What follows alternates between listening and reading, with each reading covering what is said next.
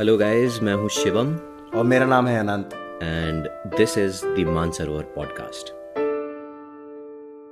हाय Shivam. Hello Anant, कैसे हैं? बस बहुत बढ़िया, तुम कैसे हो?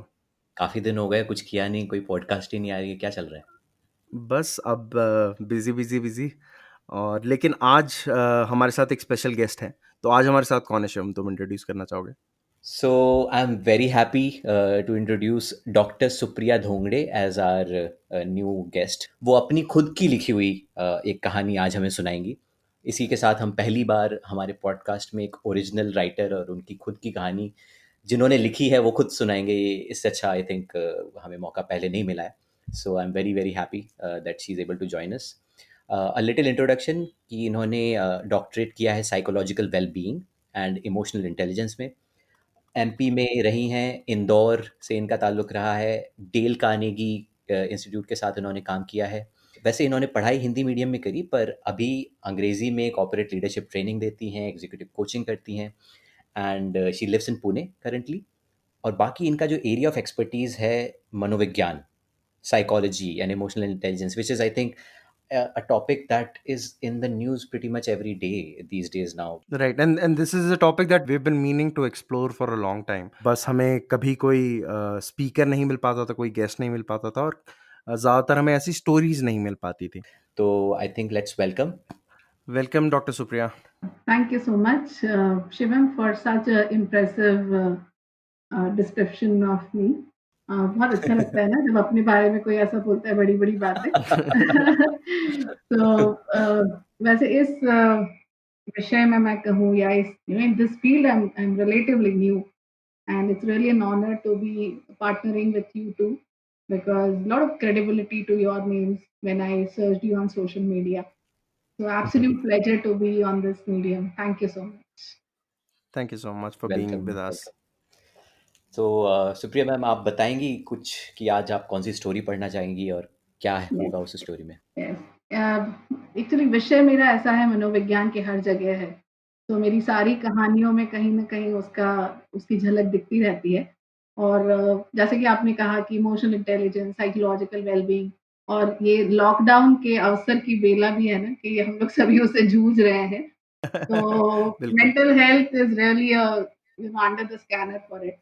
तो आज की कहानी है मेरी, एक ओसीडी करके बहुत कॉमन सा डिसऑर्डर है, जो ऑब्सेसिव कंपल्सिव डिसऑर्डर कहते हैं जिसको। और आप दोनों को सुन के बहुत अच्छा लगेगा कि ओसीडी कुछ ना कुछ एलिमेंट हमारे सब में होता है। तो ये किसी अच्छा, एक की कहानी नहीं है, हम सबकी कहानी है। इंटरेस्टिंग। बहुत बढ़िया। तो पहले कहानी पढ़ लेते हैं, फिर उसके बाद डिस्कशन करते हैं। बिल्कुल, बिल्कुल। तो लीजिए, मैं पढ़ रही हूँ अपनी कहानी, और मुझे पता है कि इस कहानी में हर कोई कहीं न कहीं अपने आप को ढूँढ ही लेगा। तो शुरुआत करते हैं। 5 मिस्ड कॉल हैं। आज मैं फिर लेट हो गया। फिर शब्द से पता चलता है कि ये मेरे साथ अक्सर होता है। मेरा नाम, खैर जो भी हो, उससे फ़र्क नहीं पड़ता। उम्र ज़रूर बताऊँगा, 30 साल। सेल्स मैनेजर की अच्छी भली नौकरी है। अच्छी भली जब तक बची है। लेट होने के कारण मेरा बहुत सा नुकसान हुआ है। नौकरी के ऊपर तो जैसे तलवार टंगी रहती है। मैं लेट क्यों होता हूँ, ये भी मुझे पता है। मेरे सेल्स प्रोफाइल की वजह से I have to travel frequently. Hotel हो या घर, मेरे कुछ नियम हैं जो मुझे मानने ही पड़ते हैं। जैसे होटल में रूम मिलने के बाद मेरा मिशन चेक शुरू होता है। दरवाजे से लेकर बाथरूम, खिड़की, लॉक्स कैसे हैं? खिड़की का दरवाजा कहाँ खुलता है? बिस्तर पर तकिया उठाकर मेरे से पहले वाले गेस्ट के कोई निशान तो नहीं? ग्लास, कप्स का मुआयना ज़रूरी हो जाता है। ये सब करके मुझे ठीक लगता है। शाम हो तो रात के खाने का चेक शुरू, क्योंकि रूम सर्विस मेरे लिए वर्जित है। मैं वही खाना खा सकता हूँ जब मेरे सामने लोग बैठकर खा रहे हों।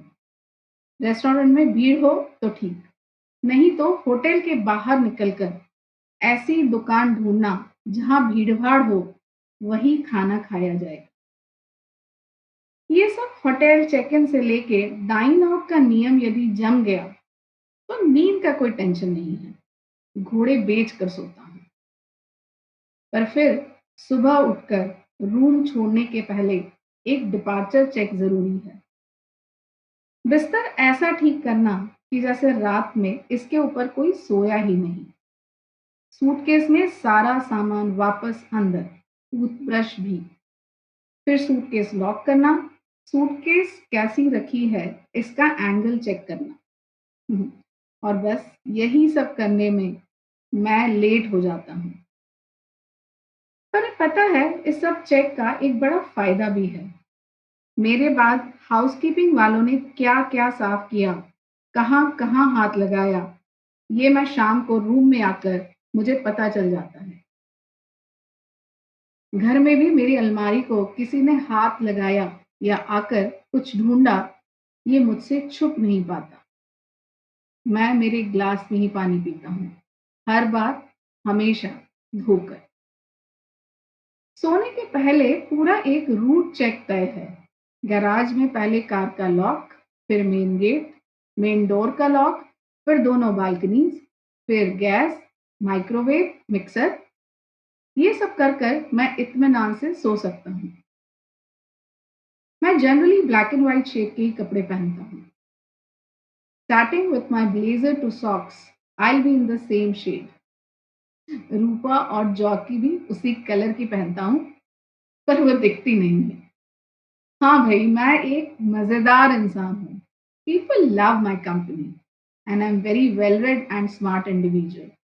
इन a nutshell, I am normal, absolutely normal person like you all. एकदम आप लोगों के जैसा इंसान हूँ। वेल, क्योंकि ये मैं सारे नियम किसी को बताता नहीं या पता भी नहीं चलने देता। जब लेट हो जाता हूँ तो इसको मैनेज करता हूँ।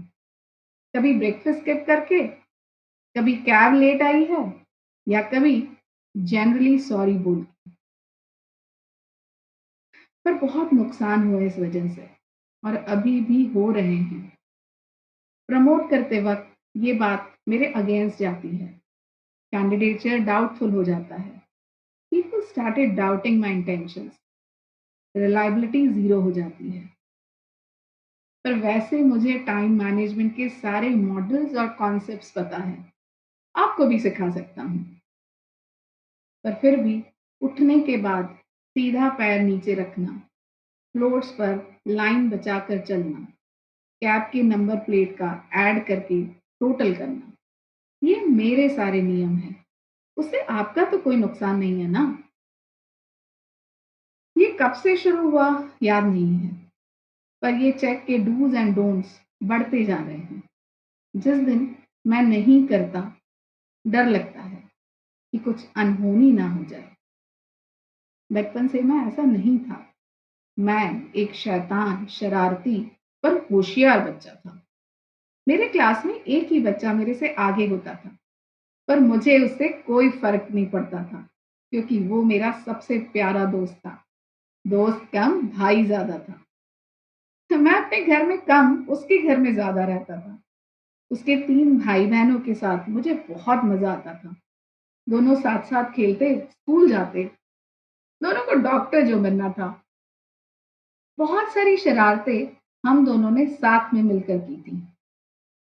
एक दिन याद आता है, स्कूल से आते आते दोनों एक पत्थर से खेल रहे थे और वो पत्थर लुढ़काते लुढ़काते ला रहे थे। देखा पीछे तो एक लाइन बनती हुई आ रही थी उस पत्थर के कारण। हमारी बाल बुद्धि की सरलता देखी है। मैंने अपने दोस्त से पूछा, अबे इस लाइन पर चलकर तो चोर हमारे घर तक पहुंच जाएंगे, फिर क्या करें, उसने पूछा। अबे चल ऐसा करते हैं, ये पत्थर की लाइन लीना आंटी के घर तक बनाकर छोड़ देते हैं। चोर इस लाइन पर चलकर लीना आंटी के घर चला जाएगा। और हम दोनों बड़े खुश हो गए। ये गुस्सा हम दोनों का लीना आंटी के ऊपर पुराना था। क्रिकेट खेलते समय बॉल यदि उनके घर में चली जाती थी तो वो वापस नहीं देती थी। खैर, ऐसे लीना आंटी और अंकल हर एक के जीवन में होते हैं। हम दोनों की बहुत गहरी दोस्ती थी। पढ़ते पढ़ते 12th में आ गए। पीएमटी देनी थी। 12वीं के नंबर जीवन मरण का प्रश्न थे। एक सर्दी की सुबह छत पर हम दोनों पढ़ रहे थे, फिजिक्स का कॉन्सेप्ट डिस्कस कर रहे थे। बातों बातों में हमारा मस्ती मजाक शुरू हो गया। मुझे उसकी कॉपी में लिखी हुई कविता पढ़नी थी, और ये कविता उसने ट्यूशन पर आने वाली सलोनी के लिए लिखी थी। दिखा दिखा करके मैं उसकी कॉपी छीनने लगा।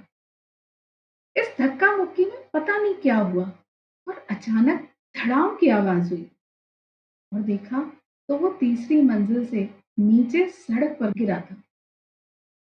सही में पता नहीं चला कि वो कैसे गिरा। सर में उसे चोट आई, और बेहोशी की हालत में उसे आईसीयू में एडमिट किया। उसने आखिर तक आंखें नहीं खोली, पर उसके मम्मी पापा और भाई बहनों की आंखें बहुत कुछ कह गईं। और एक दिन आखिरकार उसकी बुआ ने मुझे कह ही दिया, सुनो, तुम हॉस्पिटल में नहीं आओ तो ही अच्छा है। वो एक महीना मेरे लिए बहुत मुश्किल था। कॉलोनी में भी मुझे हर कोई अजीब नजरों से देखता था। मैं हर रोज वो ठीक हो जाए इसके लिए तरह तरह के नियम लगाता था, जैसे हर चीज 5 बार करूंगा, पानी रोटी 5 बार में खत्म करूंगा, 5 अगरबत्ती लगाऊंगा, और ना जाने क्या क्या। इन सब में वो शरारती नटखट बच्चा डरपोक और शंकालू बन गया। आखिर बार जब उससे मिलने गया तो उसकी मम्मी जोर जोर से रो रही थी, मेरा बेटा तो मर गया, पर जिसने भी ये किया वो ज्यादा दिन तक जी नहीं सकेगा। ये सुनकर मैं सहम गया। कुछ दिनों में हमने वो घर भी छोड़ दिया। पढ़ने के लिए मैं दूसरे शहर भी चला गया।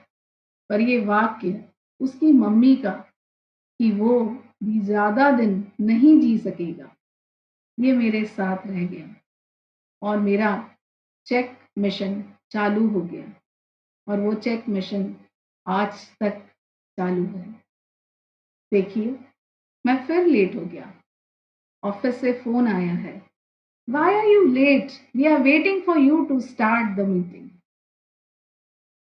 तो ये आज की कहानी थी, मिशन चेक। काफ़ी इंटेंसली एंड हुआ। वाह। Thank you so much. No, I was there with in the childhood of that the narrator. From a very medical point of view, is there always a certain reason behind a certain condition?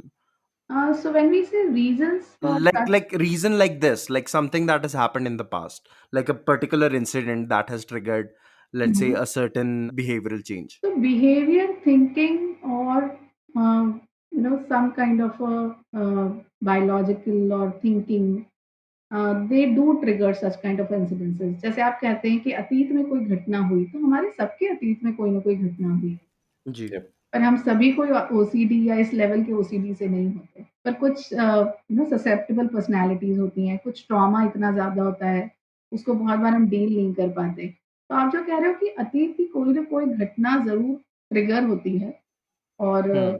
कभी-कभी उसका manifestation इस तरह से हो सकता है। Hmm. But this is not the only reason that कि किसी को ओसीडी हो, ये ज़रूरी नहीं कि उसके पास ज़रूर कोई ना कोई इंसिडेंट हुआ हो. नहीं, नहीं, We can be biochemical genetically predisposed to it also. I mean, as genetically होता है इसका रोग, मतलब पॉसिबिलिटी बढ़ जाती है यदि ओसीडी फैमिली में हो तो। और इसका मतलब कॉमन से एक एग्जांपल हो सकता है कि जैसे मैंने देखा है कि यदि मेरे फादर बहुत पर्टिकुलर है, क्योंकि ओसीडी को यदि हम समझने की कोशिश करें तो चेकिंग होता है एक उसमें, एक स्टैकिंग Mhm. होता है कि जैसे मैं यहाँ बैठी हूँ और मुझे एक पेन थोड़ा खुला हुआ दिख जाए, तो मैं जब तक उस Mhm. पेन को ढक्कन नहीं लगा लूँ, तब तक मैं आगे बात नहीं कर सकती। सो Mhm. Mhm. ऑर्डरलीनेस होता है, सो ऑब्सेसिव कंपल्सिव, इस तरह के अलग-अलग होते हैं। यदि मैं इस तरह के वातावरण में रही हूँ और मैंने Mhm. देखा है इस तरह के, तो बहुत ज़्यादा पॉसिबिलिटी है कि मैं उस चीज़ को आत्मसात करूँ। तो इसमें एक मतलब कहीं तो हमें लाइन ड्रॉ करनी पड़ेगी कि when it is it problematic, when do we yes, categorize it as a yes, disorder.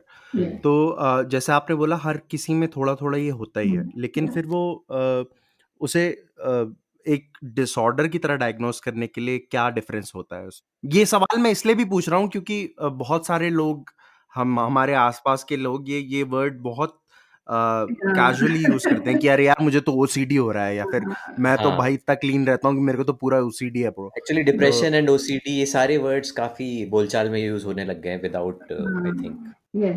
तो ये जो स्लैंग और इस टर्म में हम लोग यूज करते हैं, हम लोगों को उसकी शायद मैग्नीट्यूड पता नहीं रहता है बहुत बार। तो जब हम कहते हैं कि ओसीडी क्लिनिकल टर्म में कहते हैं, तो मेरे पास एक पेशेंट आती थी और आप लोग जान के कि वो 6 महीने 8 महीने नहाती नहीं थी, क्योंकि जब वो नहाती थी तो उसके लिए टैंकर मंगवाना पड़ता था। मतलब हाँ, दिस वाज द लेवल और इंटेंसिटी ऑफ द डिसऑर्डर। तो हम जब कहते हैं कि कब ये नॉर्मल से एबनॉर्मल जाता है, क्योंकि हम में सब में कुछ ना कुछ ऐसा होता है, ओसीडी का एक एलिमेंट होता है। नॉर्मल से एबनॉर्मल हम कब इसको कह सकते हैं, जब ये आपकी डेली लाइफ को इम्पैक्ट करने लगे। जैसे आपके ओसीडी के कारण आप 1 से डेढ़ घंटा किसी भी चीज़ में आपको एक्स्ट्रा लगता है। जैसे जैसा कहानी में भी हो रहा था। जैसा कहानी में भी हो रहा था कि it was impacting his life. Right, Everywhere right. he was getting late because there were certain rituals he has to follow. There are certain rules he has to follow. तो जब आपकी डेली लाइफ को ये impact करने लगे, जब आपका ये एक पैटर्न बन जाए लाइफ में और ये धीरे-धीरे बढ़ता जाए, बहुत बार हम ओवरकम भी कर लेते हैं। बचपन में बहुत सारी आदतें रहती हैं ना, लाइन पे चलना is very common in childhood. हाँ, यप, यप। मुझे तो याद है मेरे भाई को एक ओसीडी ये नहीं बोलना चाहिए ओसीडी है बट उसको कभी भी चप्पल अगर उल्टी पड़ी हुई है तो वो मतलब हाँ। कुछ प्रॉब्लम हो जाती है उसको। हाँ, तो एक जनरली एब्सोल्यूटली। जैसे लॉक चेक करना, आई थिंक 2 बार हाँ, चेक करना बहुत कॉमन है हम सबके साथ। बहुत वो स्वाभाविक तरीके से हम जाते हैं और फिर से चेक करके आई थिंक आते हैं। लॉक तो फिर भी करना भी it should be a part of like checking क्योंकि सेफ्टी के माध्यम से but things that don't make sense जैसे कि चप्पल उल्टी पड़ी है तो it is not hurting anyone but हाँ, पर इसमें भी फिर हम लोगों की जो थेरेपी रहती है कि हम कहते हैं कि लगने दो आग, बिकॉज़ वी हैव टू हाँ। Give them that kind of a risk taking exposure कि जितना ज़्यादा वो अश्योर करके जीते हैं, उतना ज़्यादा उनके कंपल्शंस बढ़ते जाते हैं। सो इसमें जो काउंसलिंग होती है, जो थेरेपी हुँ, होती है, हुँ। How does a therapist like you approach such a subject? Because do you intentionally break the cycle? Yes. So there is always a intensity where we have to make our client or patient ready to expose himself or herself. Hmm. For example हम लोग एक list बनाते हैं कि सबसे easy कौन-सा है। जैसे मैंने फॉर एग्जाम्पल इतने सारे जो उनका चेकिंग रिचुअल बोला, यदि मैं पहले ही दिन उनको बोलूँ कि रूम सर्विस मँगवा लो, I don't Hmm. think my therapy will be successful because the patient or the client is not ready to expose himself to that.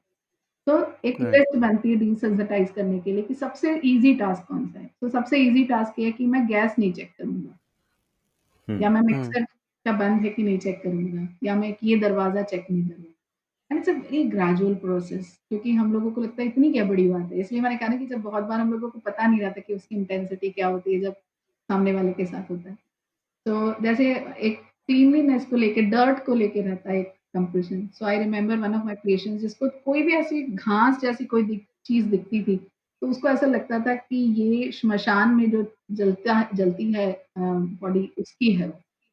Oh. धीरे-धीरे, धीरे-धीरे करके हमने उनको इतना एक्सपोज़ करके we I actually went and sat there और उनको वहाँ पे मतलब that was a final level of therapy where he was comfortable sitting there, his anxiety he can manage.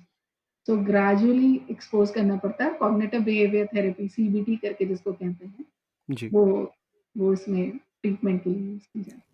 अच्छा coming back to the story तो आपने जैसे एक किसी के एक बचपन के इवेंट से आपने जैसे इसको जोड़ा हुँ, एंड उसका रीज़न दिखाया जैसे सो एंड काफ़ी इमोशनल एक्चुअली एंड हुँ, काफ़ी ट्रॉमेटिक इवेंट कह हुँ, सकते हैं कि हुँ, किसी के फ्रेंड की डेथ होना and when you are a kid so ya, it can definitely be impactful I think that way ya. But इसका आपने इस तरह का कोई एक्चुअल में event do you like did you come across someone like that और did you imagine the whole situation? I think मुझे ऐसा लगता है जो सारी कहानियाँ मतलब मैंने जैसे कहा कि मैं अभी हुँ, इसमें बहुत शुरुआती तौर पे मैंने अभी लिखना शुरू किया है। हुँ, मुझे लगता है हर कहानी में मैंने कुछ ना कुछ पार्ट जैसे इसमें आज ही मैं अपनी मेरी मम्मी आई हुई है यहाँ पे तो मैं उनसे बात कर रही थी कि मैंने अपनी एक फ्रेंड को एक्सीडेंट में हुँ, अ, उसका नाम लेके मैंने उनको बताया कि ये पार्ट आपको पता है मैंने वहाँ से लिया था। और हम ओह! तीनों फ्रेंड्स थे और तीनों फ्रेंड्स में से ऐसी खबर आई थी कि उनमें से कोई 2 लूना पे आई थी और वो लूना वाला ज़माना था। और उसमें से Hmm. एक की डेथ हो गई है और एक बच गई है। तो हम तीनों की फैमिलीज़ में कुछ समय के लिए सस्पेंस था कि कौन गया, और उसमें से जो गई उसकी फैमिली, और जो उसके पीछे बैठी हुई थी जिसको कुछ भी नहीं लगी, तो उसकी दादी पूरा टाइम मेरे को ऐसे बड़े जैसे अपशकुनी है जैसे उनको, और हमारी दोस्ती टूट भी गई थी। और मुझे बड़ा आश्चर्य हुआ कि वो बचपन का कहीं तो भी मेरे दिल में एक वो बात थी, और ये पर्टिकुलरली मेरे बहुत अच्छे फ्रेंड हैं, उनकी कहानी है जिन्होंने मुझसे कहा था कि Supriya, I want to get better, because I was always wondering that why he gets late, and then one fine day after my training he shared कि ऐसा हुआ था मेरे साथ। तो कैसे कहानियाँ मिला-जुला के करनी पड़ती है ना, फुल डिश बनानी पड़ती है तो। बट हाँ, राइटर को अपना खुद को भी अंदर डालना ही पड़ता है, नहीं तो शायद वो खुद ही सेटिस्फाई नहीं होगा कि ये सच है कि हाँ, हाँ, और बहुत कहानियाँ पकती हाँ, नहीं है, शायद इसीलिए नहीं पकती हैं हाँ, क्योंकि वो आधी कि छूट जाती है ना आपसे कितनी बार। रिलेटेड नहीं है। हाँ, हाँ। हाँ। आपको क्या चीज़ ने इंस्पायर किया कि आपको इस फील्ड में जाना चाहिए? कोई पर्सनल इवेंट था या फिर आप you are just a nice person? मुझे लगता है मैं बहुत स्ट्रगल किया आनंद, मैंने अपनी लाइफ में in terms of selecting a career. I was a very rebellious child, and I think my parents really got a good time to handle me. मतलब मैंने मेरी बैच सबसे लास्ट बैच थी 11वीं की, और मैंने उनको कहा कि क्या हर कोई पढ़ता है, हर कोई डिग्री लेता है, मुझे नहीं पढ़ना। तो उन्होंने कहा कि अच्छा फिर क्या करना है? मैंने कहा पढ़ना नहीं है। तो बोले फिर घर तो नहीं बैठना है, नौकरी करना है। तो मैंने कहा ठीक है नौकरी कर लेंगे, और सबसे पहले जहाँ पे मैं गई थी एक बहुत बड़ा मृगनयनी का शोरूम खुला हुआ था। तो मैंने कहा मैं वहाँ नौकरी कर लूँगी। पहली रिजेक्ट हो गई क्योंकि उन्होंने मिनिमम एलिजिबिलिटी ग्रेजुएशन बोला था, चुपचाप आके फॉर्म भर दिए। तो मतलब मैं समझ नहीं पा रही थी कि मुझे क्या करना है। 3 महीने 6 महीने कुछ ऐसा करती थी इस फील्ड में करना है। मुझे एनएसडी जाना था। मैं काफ़ी थिएटर किया हुआ है मैंने, आषाढ़ का एक दिन, मोहन राकेश केस में मैंने अंबिका का रोल किया था। अरे वाह! तो तब मुझे एनएसडी जाना था, फिर मैं हॉकी खेलती थी तो मुझे हॉकी में आगे जाना था। तो बहुत मैंने करियर में स्ट्रगल किया। पर जब मैं I landed up in this subject, I never looked back, और कभी फिर मुझे नहीं लगा कि इस विषय को मुझे छोड़ने की ज़रूरत है, क्योंकि इतना रिवार्डिंग सब्जेक्ट है। आप अपनी रिलेशनशिप्स की बात कर लीजिए, आप अपने आप को मैनेज करने की बात कर लीजिए। ये बहुत कुछ विषय देके जाता है आपको। तो बस उसके बाद फिर टिक गई यहीं पे, और जैसे कि शबब ने बताया 7वीं में मैं 2 सब्जेक्ट्स में फेल हुई थी। तो अब मैं अपनी पीएचडी की तरफ देखती हूँ तो मुझे ऐसा लगता है कि सबको अपने-अपने विषय चुनने का अधिकार देना चाहिए। Yeah, writing might be sort of a therapy for your own self, right? Like you like kind of battle your own demon, like in this story itself, जैसे आपने बताया कि it's come from your own experience and hmm, some other hmm, patient's experience. So I right. think writing might be a very good outlet for that. हाँ, सबके लिए मुझे लगता है कोई एक अल्टरनेटिव फॉल बैक अरेंजमेंट होनी चाहिए। मतलब एक प्रोफ़ेशन के अलावा जैसे बाकी सबके प्रोफ़ेशन में होता है, वैसे ही हमारे प्रोफ़ेशन में। और writing has really been therapeutic for me, and कुछ लोग गाते हैं, कुछ लोग थिएटर करते हैं, कुछ लोग ट्रेकिंग पे जाते हैं। तो कोई ना कोई तरीका होता है जहाँ से इन सब से बाहर निकलने का, और ये बहुत अच्छा प्लान हम सबको पहले से सोच के रखना पड़ता है कि if I am getting into this field, what is my plan to fall back when I get tired, exhausted, burnout kind of a situation. मुझे लगता है कहीं न कहीं for a therapist it must be hmm, more difficult, क्योंकि जब आपको पता है एग्ज़ैक्टली कौन-सी टेक्निक्स यूज़ करनी है, हुँ, लेकिन despite that sometimes you are not able to help yourself, so that might just be all the way more frustrating. या या होता है ना, बहुत बार ऐसा होता है क्योंकि कॉग्निटिव लेवल पे बहुत सारी चीज़ें दिमागी तौर पे, जैसे क्योंकि मैं बिहेवियरल फील्ड में भी हूँ, डेल कार्नेगी में मैंने काम किया, अभी मैं जी। नमन एचआर में लीडरशिप में काम कर रही हूँ, जहाँ पे क्लिनिकल कम है, Mhm. जहाँ पे मेरा ज़्यादा कॉर्पोरेट के लोगों से आता है।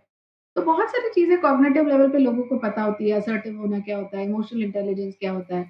पर Mhm. जैसे ही उसको अप्लाई करने की बात आती है, क्योंकि behaviour change is a hell lot of a task. Yep. हुँ, हुँ। ना मतलब इतना आसान नहीं होता कि 2 गोली खा लो, रात वाली सोते टाइम खा लेना और कल सुबह आप ठीक हो जाओ। Yep. और उसके पीछे एक बहुत बड़ा वो जो आइसबर्ग वाली थ्योरी है, जो ट्रेनर्स की बहुत और कोचेस की बहुत फेवरेट थ्योरी है कि ऊ ऊपर जो जितना दिखता है, नीचे बहुत कुछ होता है, हुँ। और Yeah. वो बहुत कुछ इतना ज़्यादा होता है कि उसका इम्पैक्ट हमको कभी-कभी पता नहीं रहता कि ये कहाँ से है।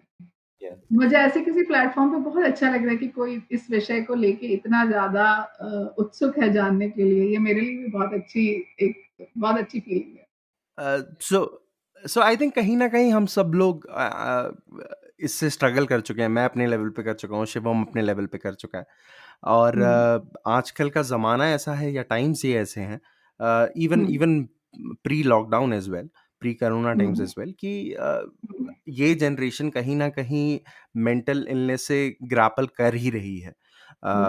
चाहे वो इंक्रीज एंजाइटी अटैक्स हों या मतलब आई रिमेम्बर कि ग्रोइंग अप जब मैं कॉलेज में था मैंने कभी नहीं सुना था किसी को एंजाइटी अटैक होते हुए, और उन्हें ये प्रॉब्लम्स हो रही हैं, there feeling constantly depressed, you know there is a status anxiety going on. साथ ही साथ अभी ये बीमार होने की एंजाइटी कोरोना के साथ। So in these times, specially in our generation, I think ये तो एक हॉट टॉपिक बन गया है। And I have a lot of people coming to me for these questions. One of the questions that I get a lot is किसी को अच्छा नहीं लग रहा है, लेकिन they just can't decide when is it the right time to go to a professional to seek help. Because कहीं ना कहीं वो एक झिझक भी रहती है एक नए इंसान के साथ कि वो थेरेपी में कब जाए, टैबू। और या एक डॉक्टर देखने के पास जाना ही इतना बड़ा टबू है कि यार ये तो दिमाग ही खराब हो गया। वो एक इतना बड़ा मेंटल ब्लॉक है कि उससे आगे लोग निकल ही नहीं पाते हैं। So a lot of people come to me and ask me कि when is it the right time to seek help? Is do you have an answer to that question?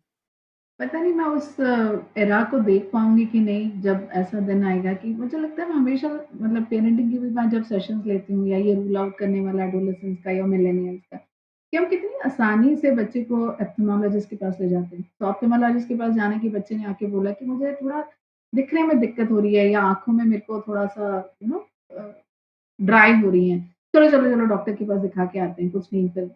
So we are very comfortable to go to a ophthalmologist. We are very comfortable to go to doctor otherwise. Yeah.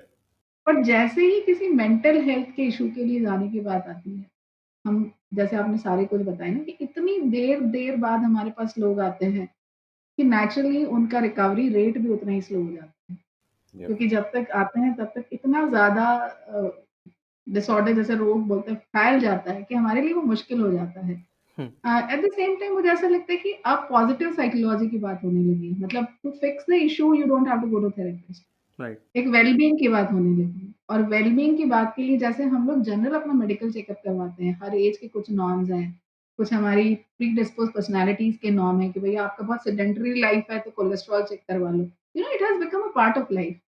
वैसे ही mental health वाला भी एक routine वाला checkup होना चाहिए, क्योंकि हमारे लाइफ में इतने ट्रॉमास अलग अलग तरह के अपहीवल्स इतने अलग अलग तरीके होते हैं। जैसे अभी हमने कहा कि ये वाला जो सिचुएशन है, हमारी सबकी टॉलरेंस, हमारी सबकी कैपेसिटी अलग अलग है इस कोविड-19 के सिचुएशन को लेके। हाइपोकॉन्ड्रियाक लोग हो रहे हैं।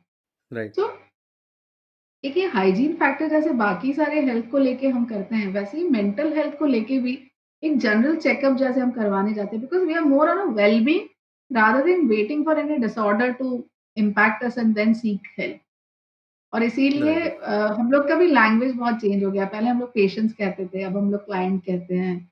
You know so we are also somewhere getting more sophisticated in terms of, so I think good strategy. That's exact. और आपने जैसे कहा ना कि क्या क्या चेक पॉइंट है कि मुझे थेरेपिस्ट की ज़रूरत है। There is a whole list of check points कि आप ज़्यादा सो रहे हैं, कम सो रहे हैं, आप ज़्यादा खा रहे हैं, कम खा रहे हैं।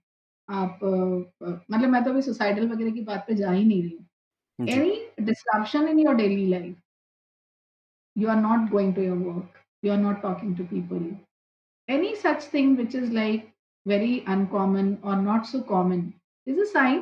जाके मिलो, चेक कर लो एक बार कि ऐसा कुछ लग रहा है, जैसे कि हम बाकी डॉक्टर्स के पास जाते हैं। एक्चुअली एक एक बहुत बड़ी चीज जो मैंने देखी है, जो हम्म, जनरल रेजिस्टेंस आता है वो ये है कि यार डॉक्टर के पास जाऊंगा तो दवाइयाँ दे देंगे। ठीक है, because most of the people don't understand the difference between a psychologist and a psychiatrist, या या या एंड दे थिंक कि अरे मैं किसी के पास गया तो दवाइयाँ बन जाएंगी, एंड दवाइयों से वैसे ही हमारा लव हेट रिलेशनशिप है थोड़ा इस देश में। यस कुछ लेना पसंद करते हैं, कुछ लोग तो शुगर की दवाइयाँ भी नहीं लेते हैं। तो यस ये एक बहुत बड़ी भ्रांति है कि जाऊंगा तो दवाइयाँ लग जाएंगी। या तो जो कि क्लियर करना चाहता हूँ मैं कि ऐसा नहीं होता है। आप साइकाइट्रिस्ट के पास जाएंगे तो शायद आपको मिल हम्म। जाए, लेकिन थेरेपिस्ट के पास तो आप जा ही सकते हैं। मुझे लगता है millennials, I am somewhere impressed also कि बड़े ओपनली इस चीज को वो लोग एक्सेप्ट करते हैं। कभी कभी तो ग्लोरीफाई भी करने लगे हैं कुछ हमारे स्टार्स जिसको। हमारी हम्म, फिल्में जो हैं और जो हमारे टीवी शोज हैं, उन्होंने भी कुछ खासा अच्छा काम नहीं किया है मेंटल हेल्थ को हाँ। दिखाने में।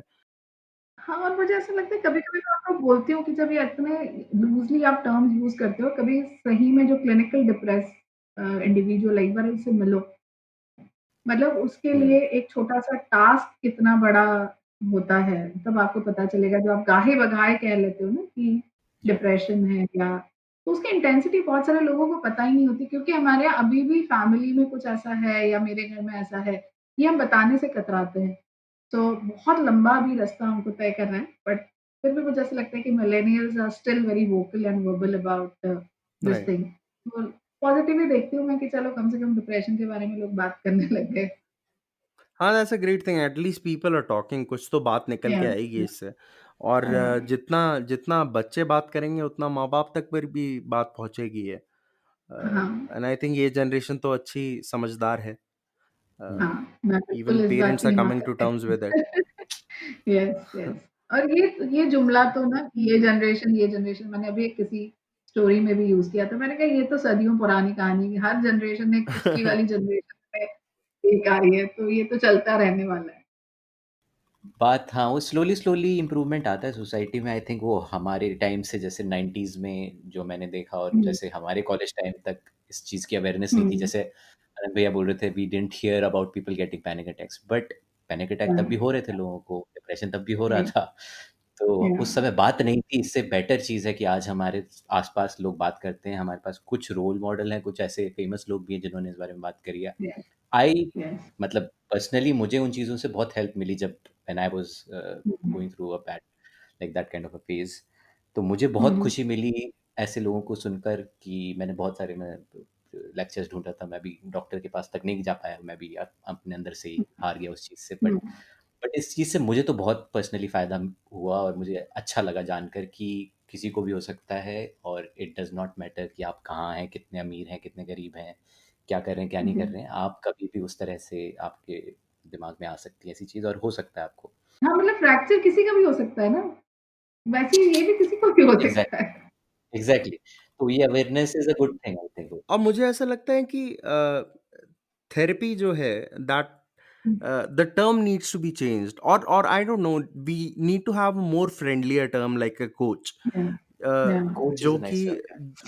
which is a better word, क्योंकि हमें हुँ, जिंदगी में हार्ट ब्रेक कैसे होता है, how to deal with the loss of a loved one, ये चीजें हमें सिखाई नहीं गई हैं स्कूल में। राइट, ना स्कूल में बिल्कुल। सीखी है, ना हमने घर में सीखी है। तो बॉलीवुड में इसके सीखी या। लिए, वो।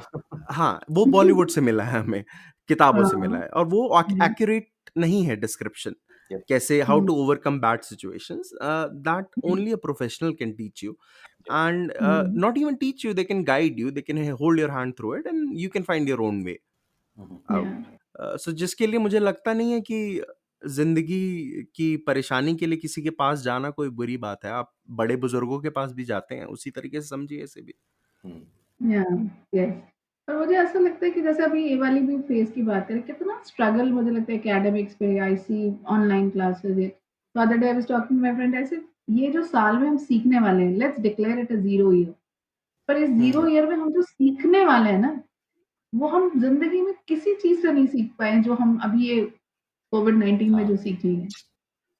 मतलब ये ज़िंदगी का, राइट, जैसे आप बोल रहे हो ना कि हमें ये सिखाया नहीं गया, हमको ज़िंदगी का, like I have learned so many new lessons. I am someone who travels right. 15-20 days in a month, और 3 महीने घर में रहना मेरे जैसे के लिए सज़ा ही थी, और इसीलिए ये कहानियाँ मेरे से शुरू हुई, क्योंकि वो मेरी, I was feeling so restricted. तो मैंने इतना कुछ अच्छा, सीखा, तो मुझे ऐसा लगता है कि ये बिल्कुल ज़िंदगी की पाठशाला, 4 घर में लोगों ने घर में रहना सीख लिया साथ में, जो कि घर में नहीं रह पाते थे। तो आप जैसे सही कह बात रहे हो कि ये नहीं सिखाई जाती हमको कहीं पे भी चीज़ें। तो पहला ब्रेकअप हो जाता है, तो दूसरे ब्रेकअप को हैंडल करने में बेटर हो जाता है। है। 100 लोग हैं और 100 अनट्रेन्ड ओपिनियंस हैं इसके बारे में। कोई दोस्त हाँ, बोलता है अरे शराब पी ले, कोई बोलता है कि या, अरे छोड़ यार, क्यों रो रहा है लड़कियों की तरह। तीसरा आके हाँ, आपको कुछ और बताएगा, लेकिन वो कोई भी साइंस बैक्ड ओपिनियन नहीं है। और वो यस, वही है कि 10 लोग और 10 बातें, वही है वो।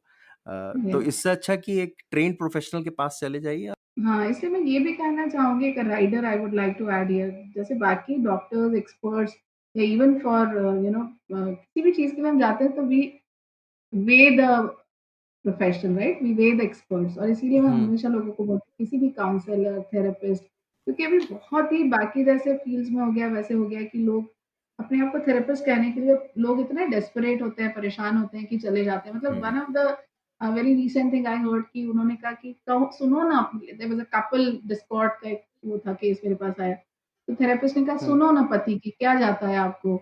जाओ ना उनके साथ छुट्टियों पे जा। And I was like, मैंने कहा नहीं, I'm not nowhere denying, it's not bad for a relationship, but it cannot be the therapy that she starts cooking for her husband the way नहीं, he नहीं, wants, और तो right. ये बहुत तो गलत है। इसलिए इस फील्ड में भी ना बहुत ज़रूरी है कि आप अपने थेरेपिस्ट को थोड़ा टटोलो, थोड़ा देखो कि जैसे हम गायनेक को टटोलते हैं, जैसे हम सर्जन को टटोलते हैं कि सेकंड ओपिनियन ले लो, वैसे ही पहले थोड़ा या टटोल लो, थोड़ा वे कर लो और उसके बाद फिर उसको फाइनल करो। ये मैं खुद थेरेपिस्ट होके वो बोलते हैं ना कि to choose a therapist is to choose a relationship. So वो यस, आप जैसे अपने बिल्कुल, लवर को चूज़ करते हैं, वैसे ही अपने थेरेपिस्ट को भी चूज़ करना चाहिए बिल्कुल, बिल्कुल, बिल्कुल। और उसी तरीके से परखना चाहिए। हाँ, जी। बिल्कुल डिस्क्रिप्शन यूज़ करना चाहिए, और ये आपने अपफ्रंट होके कह सकते हो अपने थेरेपिस्ट को कि I don't see it's going anywhere. कोई अच्छा, मुलाहिज़ा सो हाउ रखने डज़ वाली। How okay a lot of people I know are stuck in bad therapy और हुँ। कई लोगों के थेरेपिस्ट गलत हैं जिनका पहला टाइम है, जिन्हें पता ही नहीं थेरेपी क्या होता है। What does an ideal therapy session look like? और how does it feel basically? कैसे आपको पता चलेगा कि ये सही है? अ, आइडियल मीनिंग जैसे अभी मैंने कल ही हुआ कि मैं उनसे, she is dealing with her father's death, like grief of her father for almost 10 years, and very, very intelligent and educated. अब उसके साथ आगे ही नहीं बढ़ रही therapy, because she has so much to went out. Now psychoanalytic therapy से बहुत ज़्यादा हम लोग का मतलब जैसे हम कहते हैं ना कि अपडेट होती रहती हैं चीज़ें। क्योंकि हुँ, जब तक हम चीज़ों को आगे नहीं बढ़ाएँगे, we have to get over to it, we have to get out of it. और उसके लिए बहुत ज़रूरी है कि हम उससे कितना, और वो कितना मेरे को वेंट आउट करें। She is not going to get better, because only vent out can not really help us. So आप जो कह रहे हो ना कि कब लगता है कि थेरेपी ठीक है, तो कब लगता है, बहुत स्मॉल सी भी चीज़ होती है, जैसे फॉर एग्ज़ाम्पल कि मेरा क्लाइंट मेरे को फ़ोन करके अपडेट देता है या पूछता है कि कल की थेरेपी के लिए हम मिल रहे हैं। मतलब कितनी बेसिक सी हमारी एक्सपेक्टेशंस होती है। मैं परसों ही ट्विटर पे लिखने का सोच रही थी कि हमारी फील्ड में हमको ये फ्रीडम नहीं होती कि हमारे क्लाइंट ने हमको फ़ोन नहीं किया तो हम उससे बात नहीं करेंगे या हम उसका सेशन नहीं लेंगे। हमको बहुत बार उसको परस्यू करना पड़ता है। हमको बहुत बार फ़ॉलो करना पड़ता है क्योंकि वो इसीलिए हमारे पास आ रहा है, right? I can not have my ego with him और हर।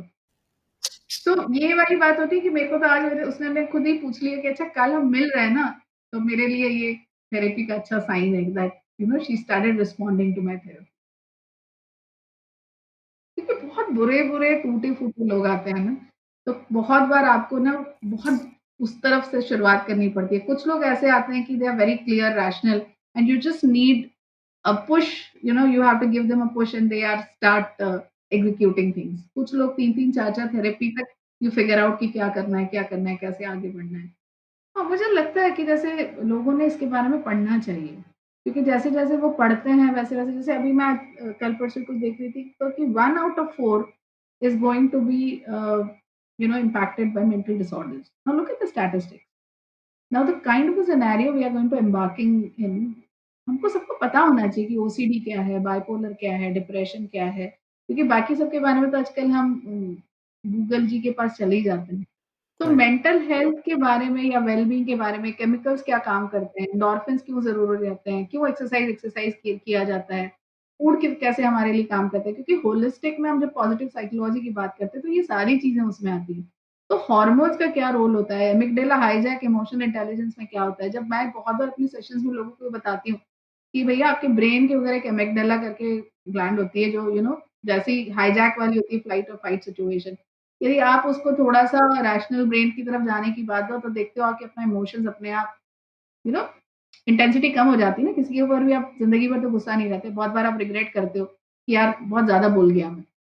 सो ये कुछ चीज़ें हमको पता ही नहीं है कि ब्रेन कैसे फंक्शन करता है। तो ये सब मुझे लगता है कि बेसिक चीज़ें लोगों ने पढ़नी चाहिए to get more aware about that mental health कोई अलग सा एक हिस्सा नहीं है. Mental health is very much embedded in our body and it has lot to do with our body and our brain. Perfect right करके एक book है जो बहुत पावरफुल बुक है थेरेपी में.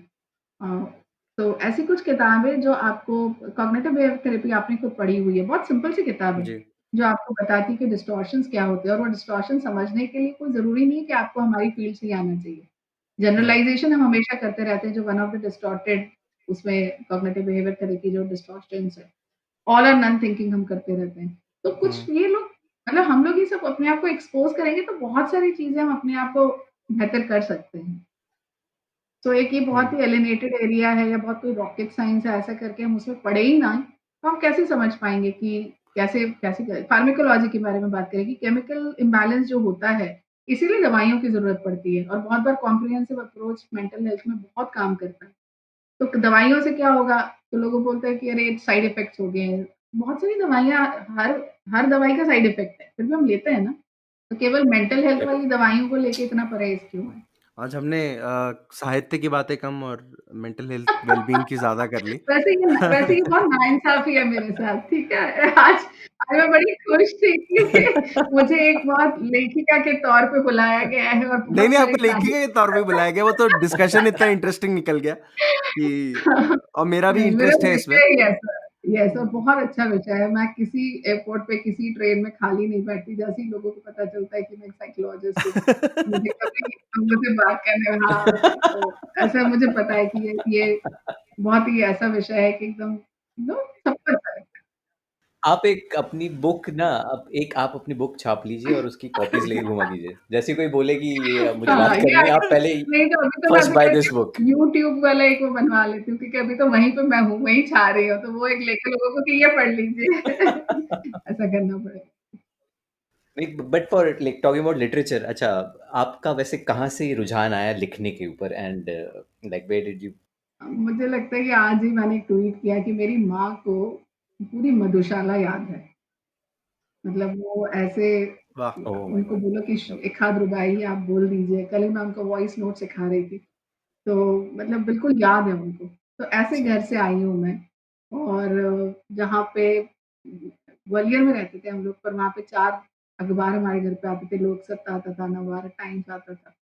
तो और ग्वालियर में वैसे काफ़ी हम्म. मतलब ये सब चीज़ थिएटर करने को मिला, तो बहुत सारा पढ़ने को मिला और हिंदी मीडियम में पढ़ी हुई हूँ, तो काफ़ी सारा हिंदी में मालती जोशी को पढ़ा, शिवानी को पढ़ा, प्रेमचंद को पढ़ा। तो ऐसे यहाँ से हिंदी के साथ बहुत ज़्यादा एक अपनी भाषा लगती है और लिखना शुरू किया तो इसी इन्हीं विषयों पर लिखना शुरू किया। उस टाइम के वहाँ के जो अखबार थे उसमें काफ़ी सारी मैं पेरेंटिंग के ऊपर, रिलेशनशिप्स के ऊपर, जेंडर के ऊपर ओल्ड पीपल इनके ऊपर क्योंकि विषय ऐसा है ना कि हर कुछ कहीं न कहीं कोई न कोई टकरा ही जाता है। Plus, I think, do you not even learn about your own profession from reading such? Because हम क्या ही कर जब भी हम हुँ, पढ़ते हैं कहानी, या फिर कोई भी हुँ, कहानी अगर पढ़ें या लिखें, एक तरीके से वो एक ह्यूमन बिहेवियर का ऑब्जर्वेशन या उसके ऊपर एक यस, टीका या टिप्पणी है एक तरीके से. जैसे जी। प्रेमचंद की जब मैं कहानियाँ पढ़ता हूँ, उनकी हर कहानी में कुछ एक ऐसी लाइनें होती हैं एपिग्राम्स या जैसे, सूक्तियाँ जैसी, कि मानव जब ऐसा होता है तो ऐसा होता है. वो इस तरह की बातें करते हैं जैसे he is like yes, a psychologist himself, yes, even though he was not. But I think लेखक को ह्यूमन बिहेवियर समझना ही एक बहुत बड़ी चीज़ होती है, और वो हमें पढ़ने से, चाहे कोई मूवी यस, देखें, लिटरेचर पढ़ें, उससे और हमें समझ में आता है दुनिया के बारे में वैसे ही. या। तो do you also like take your characters from like like for example, जैसे आप स्टेशन पे हैं तो वहाँ से भी आप कैरेक्टर आपने लेके कहानियों में डालें? यस, मतलब मुझे लगता है कि ओवरहर्ड कन्वर्सेशंस के लिए मैं बहुत ज़्यादा ट्यून्ड इन हो गई हूँ, तो पीछे कोई लोग बैठे हुए हैं, उनकी आपस में जो बात चल रही है, बहुत कुछ ना कि छुट्टी मना के आए हैं पर वहाँ बहुत खर्चा हो गया है और अब कैसे उसके ऊपर हाँ हाँ हाँ. टीका-टिप्पणी एक-दूसरे के ऊपर चल रही है। तो आप क्या नोट्स बना लेती हैं जब ऐसा कुछ हो रहा होता है? मुझे याद बहुत रहता है, मेरी माँ भी बोल रही थी कि अच्छा. मोहल्ले में पता नहीं कहाँ-कहाँ तुम घूमती थी, कौन-कौन सी बातें याद करके बहुत सारी पुरानी का बातें मेरी कहानियों में लिखी हुई हैं। तो मैंने कहा देखो क्या-क्या काम आ रहा है, अब इस उम्र में ये सब काम आ रहा है। सो आज हम फिर इसी हम्म, बात पे खत्म करते हैं आज का episode. Thank you so much जी, सुप्रिया जी हमें जी, ज्वाइन करने के लिए और इतनी अच्छी कहानी पढ़ने के लिए और इतना अच्छा डिस्कशन करने के लिए, जो कि आई एम श्योर कि मेरे लिए तो मुझे भी एनलाइटनिंग बहुत था ही, अच्छा हमारे लिसनर्स के लिए भी बहुत एनलाइटनिंग लगा। होगा। बिल्कुल, मेरे को बहुत अच्छा लगा क्योंकि मैंने जो सारी आपकी अपना रिसर्च किया, स्टॉकिंग कर लो, ब्रैकेट में उसको स्टॉकिंग लिख सकते हो आप दोनों। पर मुझे बहुत अच्छा लगा कि जो I saw variety of things on Mansarovar project. तो आपकी वो प्रिय वाली कहानी से लेके आप दोनों का जो कोलैबोरेशन है उसके बारे में मुझे एक आर्टिकल मिला, वो मैंने पढ़ा। और ज़रूरी नहीं है कि मुझे आप इस प्रोजेक्ट में केवल एज़ ए स्पीकर राइटर बुलाएँ, कोई बैकएंड में भी कोई काम हो, I will be very happy to associate myself with you. तो थैंक यू सुप्रिया जी, आपसे जल्दी ही मुलाकात होगी। हम जल्दी ही को फिर से बुलाएंगे और वी होप कि आप आएं और ज़रूर, एक और कहानी पढ़ें, क्योंकि हम ट्राई कर रहे हैं कि बिल्कुल, और ज़्यादा इस बिल्कुल। पॉडकास्ट में ओरिजिनल कहानियां भी हों। ओरिजिनल तो वैसे सारी कहानियां हैं, लेकिन नई हुँ, कहानियां जो कंटेम्प्रेरी लेखक हैं हुँ, उन लोगों को लाने की भी कोशिश है, हुँ, क्योंकि साहित्य तो साहित्य है, नया हो पुराना यस। हो। तो thank you all for listening. और आप लोगों को ये कैसा लगा आज का एपिसोड, प्लीज़ हमें कमेंट्स में बताएं और प्लीज़ शेयर करें अपने दोस्तों के साथ, क्योंकि आज का डिस्कशन काफ़ी चीज़ों पे हुआ है, मेंटल हेल्थ पे हुआ है, डिप्रेशन पे हुआ है, थेरेपी पे हुआ है, और इतनी बढ़िया कहानी हमने उसमें सुनी, उससे जुड़ी हुई। तो आप ज़रूर उन लोगों से शेयर करें जिनको ये उपयोगी हो और जिनके लिए काम आ सके। Thank you so much once again Supriya ji हमें ज्वाइन करने के लिए। Thank you so much, thank you so much, thanks a lot. मिलते हैं एक नई कहानी के साथ एक नए एपिसोड